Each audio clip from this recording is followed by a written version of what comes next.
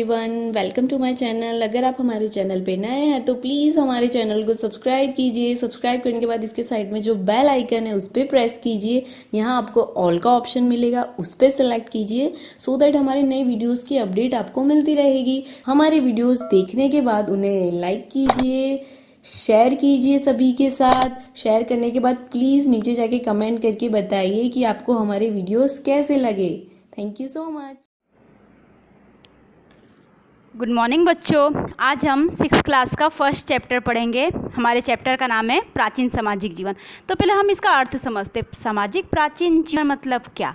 एक तो यहाँ पे दिया गया है प्राचीन और एक तो दिया गया है सामाजिक जीवन। मतलब कि जो हम सुबह से शाम तक हम जो क्रिया करते हैं, हम समाज में रहते हैं, हमारे आसपास लोगों को बोलते हैं, हमारे आसपास का वातावरण जो भी है वो समाज में आ जाता है। तो मतलब कि हम उसके बारे में आज इस चैप्टर में पढ़ेंगे कि प्राचीन सामाजिक जीवन कैसा था, मतलब कि पहले का सामाजिक जीवन कैसा था। हम आगे देखते हैं।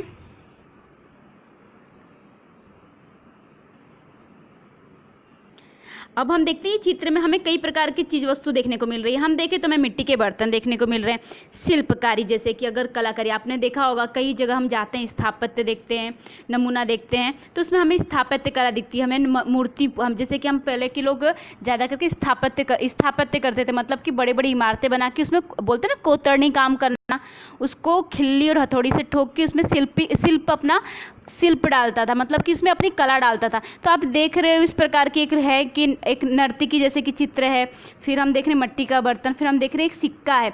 इसका मतलब ये होता है ना कि ये चलन, जैसे कि अभी हमारे समाज में पैसा चल रहा है, रुपया चल रहा है, वो एक प्रकार का चलन चल रहा है। तो पहले के जो राजा महाराजे थे तो उनके समय में सिक्का का उपयोग किया जाता था। अगर राजा आर्थिक रीत से अच्छा है, सकभर है, तो वो सोने के सिक्के, इस प्रकार चांदी के, सोने के सिक्के का इस्तेमाल किया जाता था। अगर हमें कांसा और पीतल के सिक्के मिलते तो हम कह सकते थे कि नहीं, ये राजा की आर्थिक स्थिति और राजा से उतनी अच्छी नहीं थी, तो इसके लिए उस प्रकार के चलन का उपयोग कर रहे हैं। तो हमें इस जो हमारे पास जो चीज़ वस्तुएं हैं, प्राचीन स्रोत प्राप्त होते हैं, तो हमें पहले का सामाजिक जीवन पता चलता है कि किस प्रकार के लोग थे, कहाँ के लोग कैसे थे, कैसी चीज़ वस्तुओं का उपयोग करते थे। तो ये सब चित्र के द्वारा हमें ये सब जानने को मिलता है। हम आगे देखते हैं। तो हम चलो आगे देखते हैं कि हम जैसे कि इसमें दिया हुआ है, आपके हाथ में हर रोज़ सुबह दैनिक समाचार पत्र आता होगा। मतलब कि हम देखते हैं कि सबके घर कुछ ना कुछ आता है। किसी के यहाँ दैनिक समाचार, मतलब कि किसी के यहाँ दिव्य भास्कर आता है, किसी के यहाँ गुजरात समाचार आता है, किसी के यहाँ टाइप्स ऑफ इंडिया आता है। अलग अलग प्रकार के समाचार पत्र सबके घर आते हैं। उसमें रोज़ घटने वाली घटनाओं के बारे में जानकारी मिलती है। जैसे कि जो भी घटनाएं हमारे समाज में घटती है, जैसे कि भारत देश में जो भी घटनाएं घटती हैं, तो उसकी जानकारी हमें कहाँ से प्राप्त होती है। जैसे कि अगर अभी हम देखें तो अगर ये जो चल रहा है कोरोना, अगर हम उसकी बात करें तो हमें कहाँ से प्राप्त ये सब जानकारी कहाँ से मिलती है। तो हमने न्यूज़ में देखा कि कोरोना यहाँ से निकला है, चीन से निकला है। तो हमें कहाँ से प्राप्त जानकारी मिली? हमने न्यूज़पेपर में पढ़ा, टीवी में न्यूज़ देखा, इस पर हमें पता चला कि ये घटनाएं घट रही हैं। तो हम अगर कोई भी घटनाओं के बारे में जानना है तो हमें समाचार पत्र या न्यूज़ में से हमें ये सब जानने को मिलता है। यही घटनाएं समय गुजरने के पश्चात भूतकाल बन जाती है। तो इसमें क्या बताया गया है कि अगर यही घटनाएं, अगर समय जब निकल जाता है तो भूतकाल की बन जाती है। मतलब कि अगर कल जो घटना घट गई है, अगर हम उस घटना की अगर आज बात करते हैं तो वो भूतकाल की घटना कही जाएगी, क्योंकि वो बीत चुका है। तो बीते हुए जो काल होता है उसे हम क्या कहते हैं? भूतकाल। दोबारा ऐसी घटनाएं होने पर वह समय और तारीख याद आती है। अगर सेम घटनाएं फिर से होने लगती है, जैसे कि अगर अभी चलो हम अभी की बात कर रहे हैं तो कोरोना चल रहा है, ठीक है, कोरोना। तो अभी न्यूज़ में बता रहे हैं कि 100 वर्ष पहले ही जैसे कि स्वाइन फ्लू, इन्फ्लुएंजा, अनेक प्रकार की बीमारियां आई थी। तो फिर से ये 100 वर्ष के बाद है। तो हमें न्यूज़ में बताया जाता है कि 100 वर्ष के पहले ऐसी बीमारी आई थी, अब 100 वर्ष के बाद ऐसी बीमारी आई है। तो ये घटनाएं और समय हमें याद दिलाया जाता है, तारीख याद आ जाती है कि पहले ही ऐसा हुआ तो अभी भी ऐसा हुआ है। समाचार पत्र में बीती हुई घटनाओं की जानकारी और फोटो देखने को मिलती है। फिर यही घटनाओं की हमें क्या देखने को मिलता है? फोटो देखने को मिलता है। ऐसी ही जानकारी या फोटो के आधार पर हम पूरे इतिहास के बारे में जान सकते हैं। जब ये हमें फोटो द्वारा ये जानकारी मिलती है तो हम बीते हुए इतिहास के बारे में पता चलता है कि ऐसा हो चुका है, ये बीत चुका है, ऐसा हुआ था। ठीक है, हम आगे देखते हैं कि जो हमने आगे जो हमने स्रोत देखे, सिक्के देखे, टिकट देखी, मुहर देखे, पक्की ईंट के जो बर्तन थे वो देखे, बहुत सारे हमने चित्र देखे। ऐसे चित्र, वस्तु और सिक्के जैसे स्रोतों के आधार पर इतिहास जान सकते। अब हमें इतिहास कहाँ से जानने को मिलता है? तो जो ये सब चीज़ वस्तुएं हैं ना, उसी पर से हमें इतिहास जानने को मिलेगा। कैसे? कि हमें पता चलता है कि ये सब स्रोत हैं, ये सब पहले की चीज़ें हैं, पहले की चीज़ें में इस चीज़ वस्तुओं का उपयोग किया जाता था, ऐसे लोग रहते थे, इस चीज़ों का उपयोग द्वारा अपनी दिनचर्या चलाते थे। तो हमें ये सब वस्तुओं पर से हमें प्राचीन काल का स्रोत जानने को मिलता है। तो अब हम आगे देखते हैं, किसी भी वर्तमान स्थिति को समझने के लिए भूतकाल का ज्ञान आवश्यक है। अगर चलो ठीक है, हम देखते हैं कि अभी हम देख रहे हैं कि भारत देश हमारा आगे बढ़ रहा है, आर्थिक विकास उसका ज़्यादा हो रहा है। तो कैसे? अगर पहले का समय लिया गया है कि पहले भारत देश ऐसा था, अभी भारत देश ऐसा है, हम कह सकते हैं ना कि पहले भारत देश का विकास ज़्यादा नहीं हुआ था, लेकिन अभी के समय में हम कहें तो हमारा विकास बहुत अच्छी तरह से हो गया है। तो अगर हमें वर्तमान स्थिति का ज्ञान चाहिए तो हमें भूतकाल को भी देखना पड़ता है। हमारे आसपास पुरानी इमारतों, किला, तालाब, मंदिर इत्यादि देखने या उसके बारे में जानने से हजारों वर्ष का इतिहास जाना जा सकता है। जो हमारे आसपास के हम मंदिर देख रहे हैं, कहते हैं ना कि ये मंदिर इतने साल पुराना है, तो फिर तालाब, तो ये तालाब इतने साल पहले का है। तो वो चीज़ वस्तु देखने से हमें पता चलता है कि ये चीज़ वस्तु बहुत पहले की है। आपको लगता होगा यह किस तरह जाना जा सकता है? तो हम आगे देखते हैं। विविध चित्रों तथा लेखों से बनी संग्रह पुस्तिका से हमें इतिहास संबंधी जानकारी प्राप्त होती है। तो अब जो अभी हम इतिहास के बारे में हम जानते हैं तो हमें कहाँ से? कि जब वो लिखा गया होगा, फिर वो जो इकट्ठित मतलब कि एकत्र किया गया होगा, तो उसमें से हमें जानकारी प्राप्त होती है। ऐसा आपने सुना होगा, बहुत से लोगों को इस तरह के चित्रों तथा लेखित सामग्री का संग्रह करना आदत होती है। कुछ लोग ऐसे होते हैं ना कि उनको पुरानी चीज़ वस्तुओं का संग्रह करना बहुत अच्छा लगता है। जैसे कि कुछ नहीं, पुराने चीज़ें होती हैं, जैसे कि सिक्के हुए, पुरानी चीज़ें कि सिक्के हुए, पुराने फ़ोटो हुए। तो कुछ लोग ऐसे होते हैं ना कि जो पुरानी चीज़ें होती है ना, उसको संग्रह करके एक बोलते हैं ना कि देखने लायक, जैसे कांच का होता है शोकेस जैसा, उसमें बना के रखते हैं। तो कुछ लोग ऐसे होते हैं कि वो चीज़ों का संग्रह करते हैं, आपको जानकारी एकत्र करते हैं।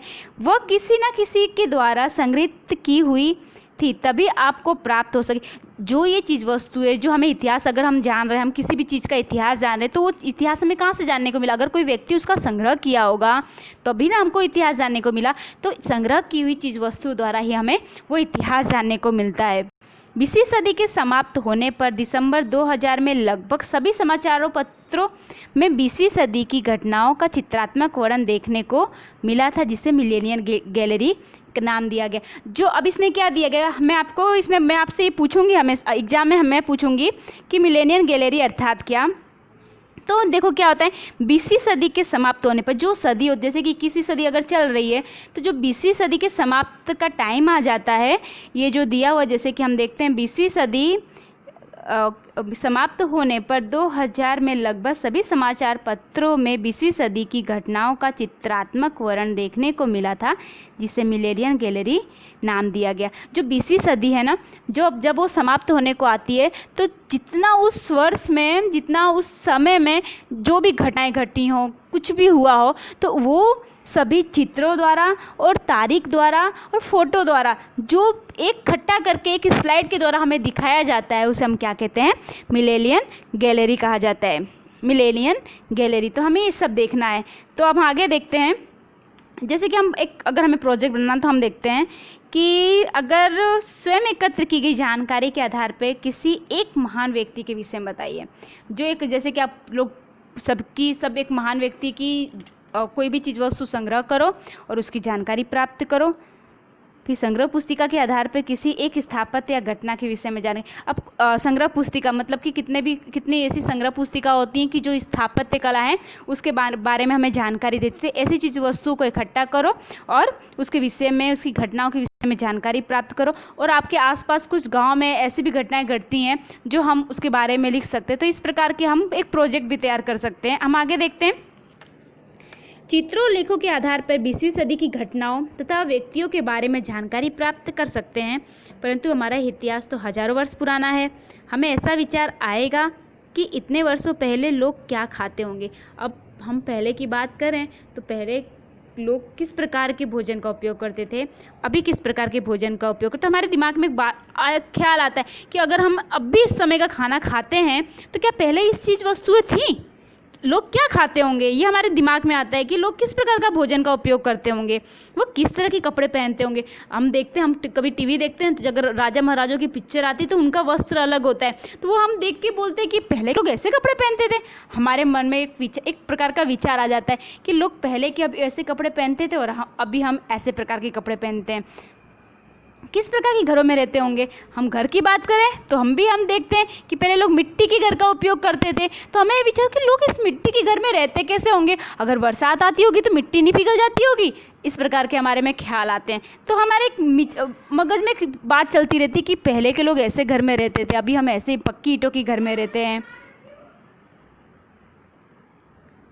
अपने जीवन में दैनिक प्रवृत्तियों किस प्रकार करते होंगे। ऐसी अनेक बातों की जानकारी प्राप्त करने के लिए विविध स्रोतों का सहारा लिया जाता है।